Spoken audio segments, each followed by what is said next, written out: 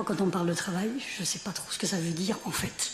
Parce que moi, mon travail, il est associé totalement à ma vie. Et il n'y a aucune différence entre mon travail professionnel et ce que je vis réellement. Quand je suis dans mon jardin, je n'ai pas réellement l'impression de travailler. Enfin, quand les gens viennent nous aider, ils trouvent ça très très dur. Mais moi, comment dire, c'est comme un espèce d'accomplissement de vie. C'est que je suis bien là et c'est le travail qui me convient. Donc en fait, dans ces cas-là, c'est vrai que les horaires de travail, ça ne veut plus dire vraiment grand-chose. Parce qu'en fait, c'est vrai qu'on se lève l'été à 5h30 du matin et à 9h on y est encore. Mais en même temps, on y est très bien. Et on ne se verrait pas faire autre chose. Parce que ça fait partie c'est pas du travail, c'est un choix de vie. C'est parce qu'on a envie de vivre comme ça qu'on fait ça. Et c'est ce qui permet d'avoir de si longs horaires de travail. C'est parce qu'on aime ce qu'on fait. Voilà, il y a plus vraiment de frontières du coup entre... pour moi personnellement, alors peut-être pour d'autres maraîchers c'est pas le cas, hein, mais pour moi personnellement il n'y a pas une réelle frontière entre ma vie qu'on dit privée et mon travail. C'est ma vie en dessous, quoi. Voilà. C'est pour répondre à cette question. Pour mon fils, c'est un peu différent.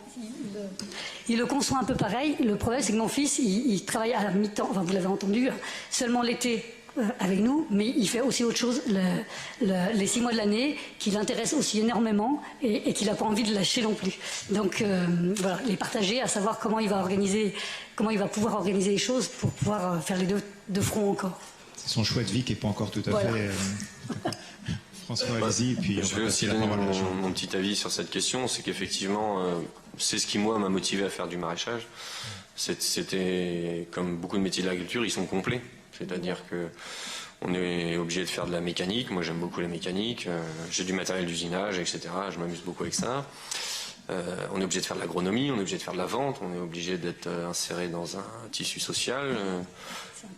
On a créé un réseau national qui génère beaucoup d'émulation, d'échanges intellectuels divers et variés. Donc, ça doit faire 2 ou 3 ans que j'ai pas pris un seul week-end, mais on voit les choses différemment. C'est notre vie au jour le jour. On a des projets, on a aussi une vision d'entrepreneur du monde, quoi. C'est-à-dire que on n'attend pas que ça sonne et puis on va à la pointeuse et puis on rentre chez nous.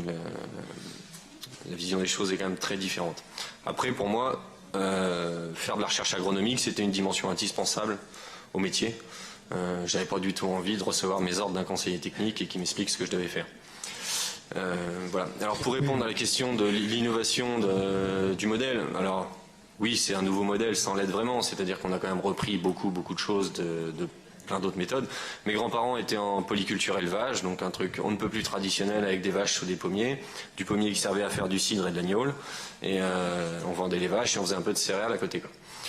Nous, on a développé un atelier maraîchage sur la ferme, donc c'était déjà assez nouveau.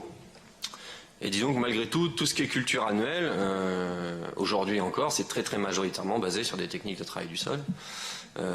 Les systèmes prairiaux vont être sans travail du sol, la foresterie aussi, mais toutes les cultures annuelles sont principalement basées sur du travail du sol, et elle est là la nouveauté et l'innovation, c'est d'essayer de faire en sorte que les cultures annuelles, notamment en maraîchage qui sont peu productifs de biomasse, on puisse les cultiver sans travail du sol et donc supprimer la détérioration des sols, quoi.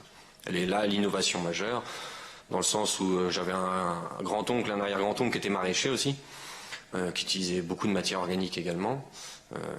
J'ai retravaillé par la suite leurs sols, ils sont noirs sur 1 mètre de profondeur, parce qu'ils utilisent beaucoup de matière organique, mais il n'y avait pas ces réflexions sur le non-travail du sol, leur développement de l'activité biologique, etc., quoi. On jouait beaucoup plus sur la masse importante de matière organique stable dans les sols et les coefficients de minéralisation assez lents de ces matières organiques-là.